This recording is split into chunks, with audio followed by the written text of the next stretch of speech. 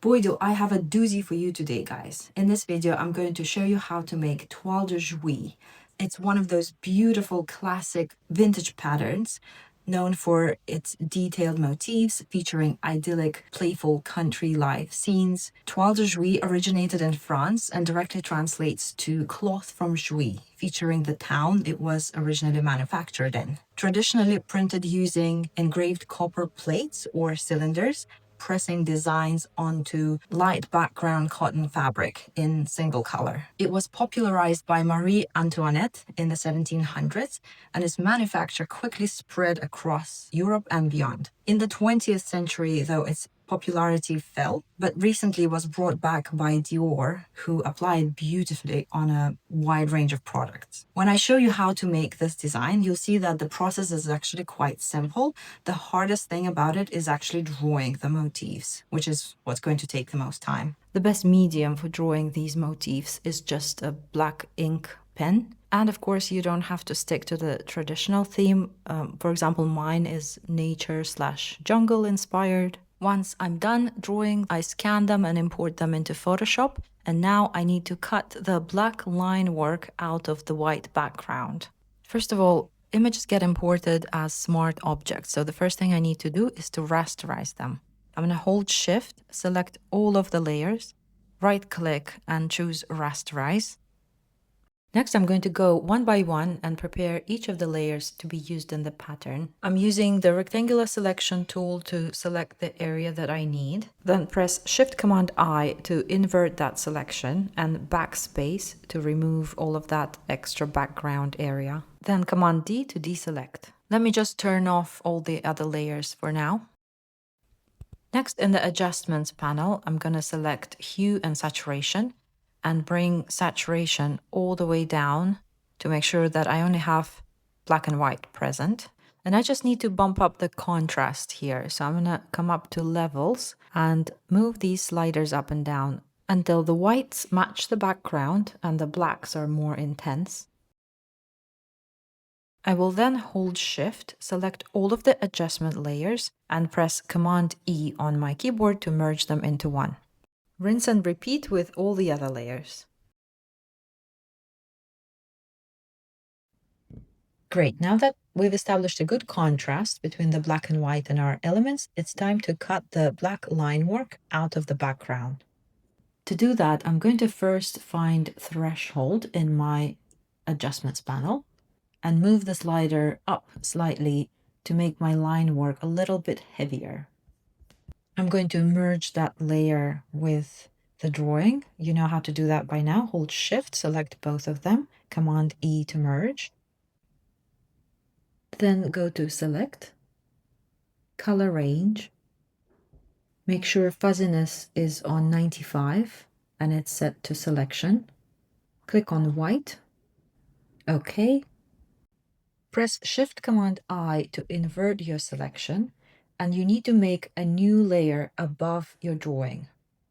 Press G on your keyboard to bring up the Bucket Fill tool. Select black for color and fill it with black. It might not look like much has happened, but the blank layer you had above your drawing should now be filled with the line work from your drawing, minus the white background. And again, rinse and repeat with all the other layers until all of the line work has been cut out of the background.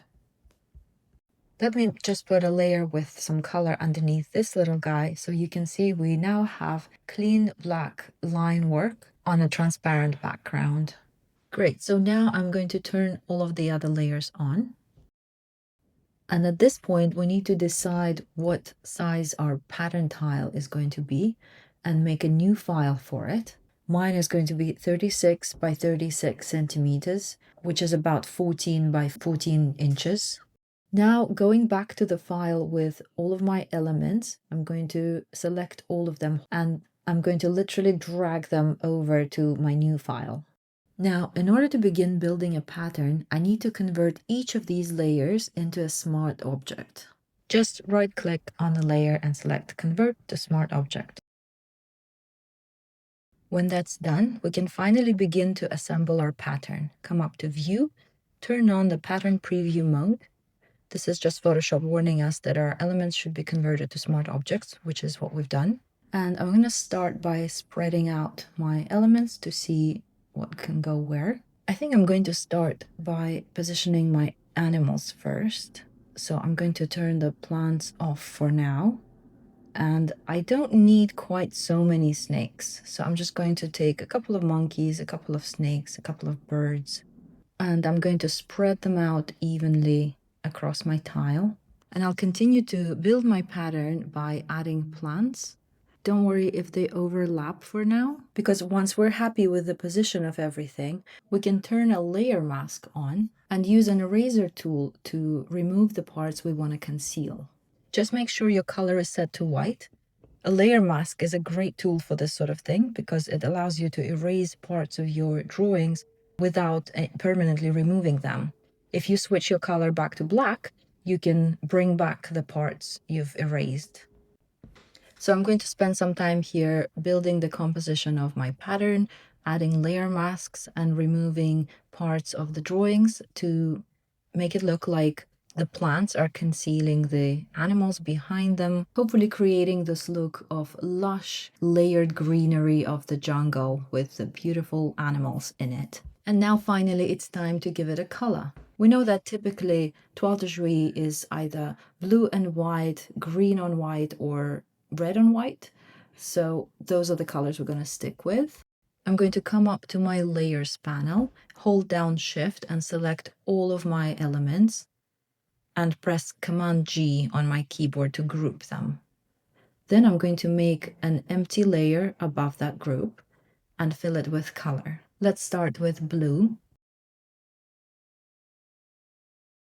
Next, I'm going to press Option Command G to create a clipping mask, and that clips the color to the group beneath it. If we want to change the color, we can always adjust it in this layer, and that's pretty much it. This pattern tile is ready to be exported.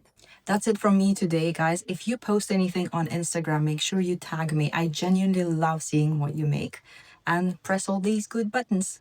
Bye!